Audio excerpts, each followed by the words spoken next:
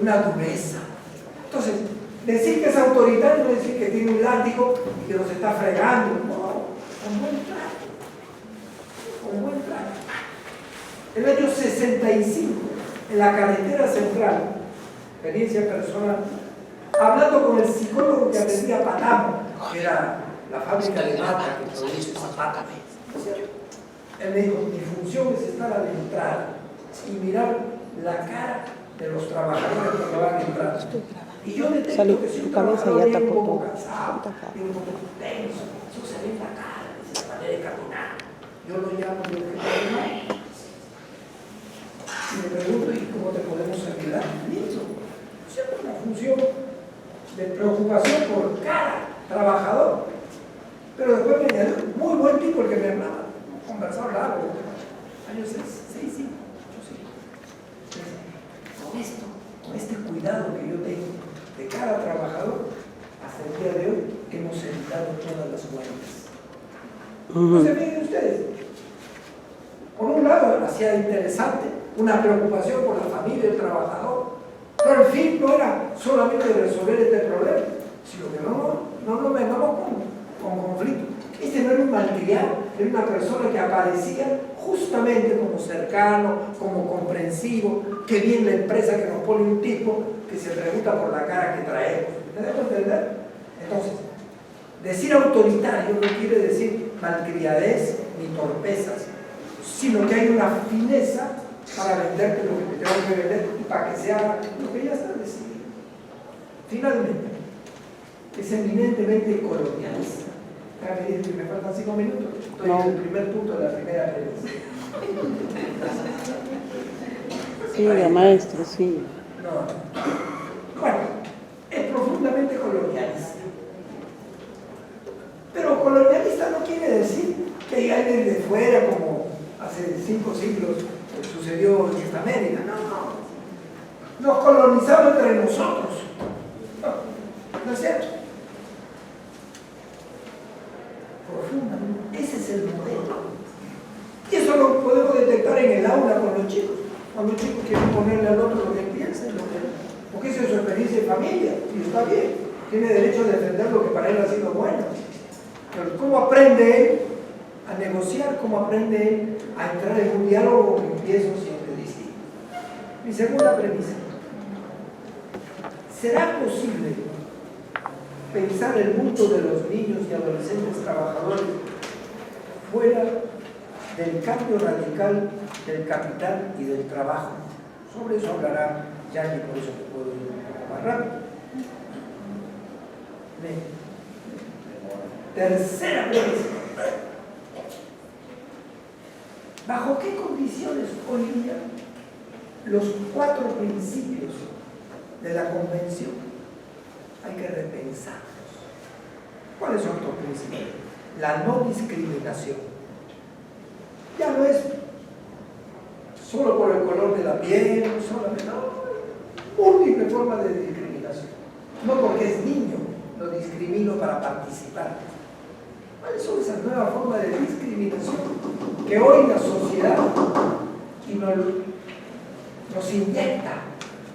Porque en todos nosotros hay siempre la tendencia a discernir, ¿verdad? Y esa puede ser una forma también de discriminación. Los sociólogos hablan de discriminación positiva y nos complican un poco la vida, pero muy interesante. Hay una forma de distinguir para poder salvar algo que es sustantivo, que no puede quedar refundido, ¿verdad?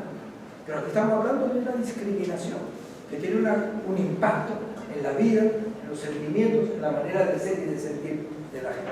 Ese es un primer principio que habría que recolocar. El segundo es el del interés superior del niño. ¿Así? ¿Cómo releemos eso del interés superior del niño?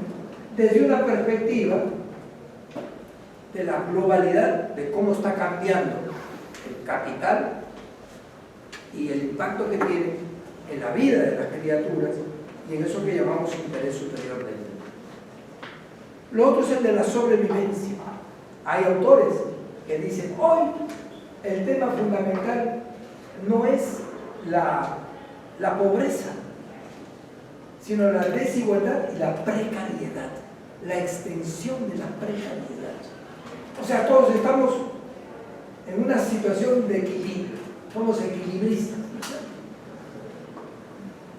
Y el otro elemento es el tema de la participación. ¿Qué es participar en una sociedad que tiene todo trazado? ¿Qué capacidad hay de innovar, vamos a decir, de impugnar? ¿Qué posibilidades hay de que esto no sea meramente ficcional? Entonces, claro, muchos trabajadores levantan su voz y dicen que no están de acuerdo con el cambio a ese artículo del código que manda 10 años a los muchachos privados de libertad. Ya, por ahí, eso es una participación sobre algo puntual que podemos después negociar y discutir. Pero participar para pensar el sistema, para discutir, eso que lo piensen los técnicos y los trabajadores sociales, los maestros, aquellos que trabajamos en los barrios, con los grupos, corremos el riesgo de quedarnos en las mini participaciones, ¿verdad?, sin tener en cuenta un horizonte más complejo. Y ahí viene, por lo tanto, esto de la universalidad de los derechos proclamados por la Convención. Universalidad importante, pero que tiene que ser colocada dentro de las características locales, puntuales, del propio territorio, del lugar donde se va a hacer. Mi cuarta premisa. ¿En qué sentido este largo proceso de flexibilización y descolectivización afecta nuestros discursos sobre los niños, niñas y adolescentes trabajadores? La flexibilización es, hay que adaptarse, ¿no es cierto? Una compañera de la maestría que estaban acá no ha podido venir porque es tan flexible que le dicen que se queda hasta las 10 de la noche trabajando, ¿verdad? ¿No es cierto? Pero en el contrato estaba que a las 5 de la tarde podía venir a hacer su maestría. Y ahora le meten, no, hay que ser flexibles. Usted está a disposición de quien le da trabajo. Esta es la flexibilización. Y la descolectivización, porque ¿quién diablos está organizado? ¿Dónde están los sindicatos? ¿Qué fuerza tienen? ¿Qué significó el paro de los microbuseros hace apenas unos días? ¿Me dejo entender? O sea, estos dos elementos creo que afectan al mundo de los chicos y chicas que trabajan también. Por lo tanto, se trata de individuos, de una sumatoria de individuos. Algunos sociólogos hablan de la infancia como fenómeno social, y está bien.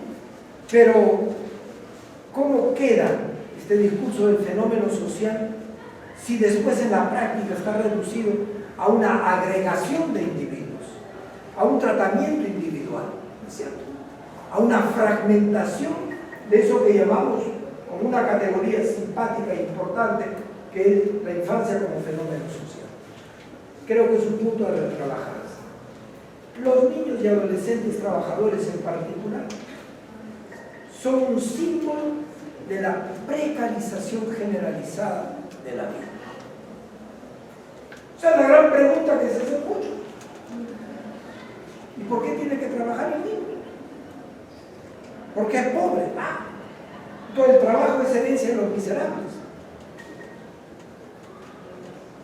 ¿No es una facultad de nuestra propia autonomía, de nuestra capacidad de nosotros mismos marcarnos para vivir y no tener que vivir ni de la limosna ni de solidaridades institucionalizadas? ¿No es cierto? Por eso que hay que pagar el impuesto para poder después tener servicio. Puede ser. Este es un debate muy importante del estado de bienestar o del estado de providencia al estado que tenemos ahora, ¿no es cierto? Que ojalá estuviera en estado para dar a luz una cosa mejor, pero no estoy tan seguro. Entonces, por ese lado me parece a mí de que hay una precariedad englobante de individuos, de familias, de poblaciones, de instituciones. Y esto, mi quinta premisa, mi quinta premisa es recordar algo que en 1540 y algo, Etienne de la Boétie escribió un manifiesto que se llama la servitude volontaire, la servidumbre voluntaria. O sea, hay que aprender a ser sirvientes, hay que aprender a aceptar de que a uno lo mantiene, pues. Lo mantiene en el sentido que uno da trabajo y hay que agradecerlo. Antiguamente decían, qué buenos son los que pueden dar trabajo a la gente, ¿no es cierto? Y por eso hay que votar, porque les prometen que les van a dar trabajo. Bueno, sarna con gusto no pica, dice el refrán, ¿no es cierto? Como decía la compañera ahí, no hay que rascar, ¿cómo es la cosa?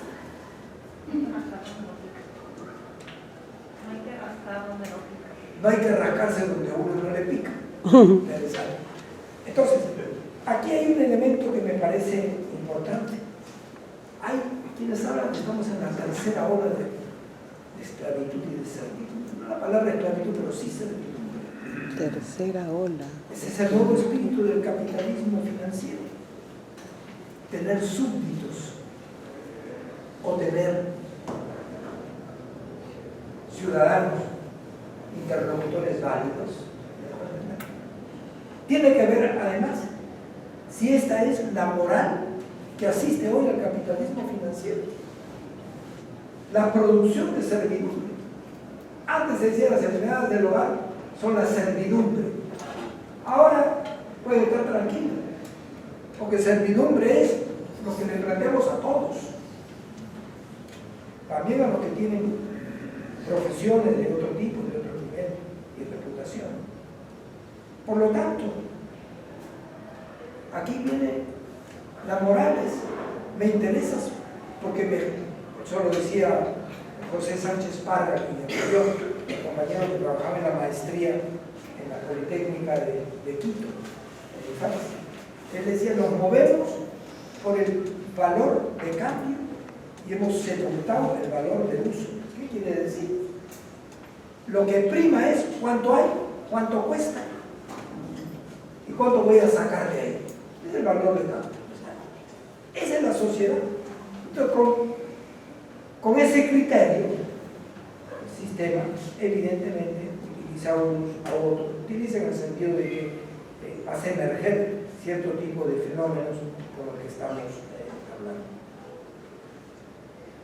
Pero yo quiero recoger en mi sexta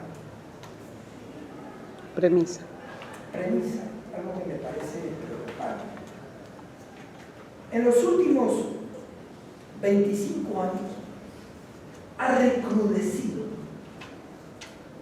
como resultado de la acción de los movimientos de organizaciones de niños trabajadores a nivel no solo de América Latina, de Asia y de África, y reacciones de mucha gente también en Europa o en otros países del norte. Y es el proceso de estigmatización sistemática del niño que trabaja y de la niña que trabaja. Estigmatizar es insultar, pero es decir, el lugar natural del niño es la familia. Peor, el lugar natural del niño, decía Emilio García Méndez, un jurista argentino de muy buen nivel como jurista, él decía, el lugar natural del niño es la escuela. La escuela. No es el trabajo, no es la familia tampoco, no lo dijo así. Pero esta manera entonces de colocar, satanizar, como hay en afiches, ¿no? Este no es el lugar de los niños, déjenlos ser niños. Es una manera de desacreditar a un sector de la infancia. Esto ha tenido impacto. Yo sí creo. Yo creo que esta campaña sistemática ha terminado demoliendo una imagen distinta que muchos niños y niñas dieron durante un cierto tiempo. Esto es importante. Como si yo dijera, San Marcos, igual te Terrubos. A ver, que siguen diciendo eso. Terminamos diciendo, quiero estudiar, no vayas a San Marcos. Tiene un impacto, ¿no es cierto? Esto ha tenido éxito. Estas campañas, utilizando unas categorías, tienen un impacto que ha obligado a una estrategia de sobrevivencia de las familias y de los chicos a decir, yo no trabajo, Ahora en la escuela nadie le dice que es trabajador. No, trabaja, pero ¿por qué voy a figurar si me cae la parca encima? ¿Me dejo entender? Entonces, ha producido un ocultamiento, una clandestinización. Aquí, en Argentina, lo hemos visto en Buenos Aires, en Montevideo, donde como está tan prohibido, no aparece el fenómeno. Va a aparecer en las horas en las que no hay el control policial o municipal. A partir de esa hora, es como los buses y los micros que se meten en la avenida Arequipa a partir de cierta hora, porque ya no hay tomos para pararlos, o nadie les va a decir, pero tienen que traficar por ahí. Esto me parece que es importante. Es decir, esto ha tenido un impacto, porque hay un vaciamiento del lenguaje divergente. Bush pidió a sus colaboradores que pensaran un nuevo vocabulario. Entonces decían, en vez de hablar de lucha de clases, pongamos conflicto social.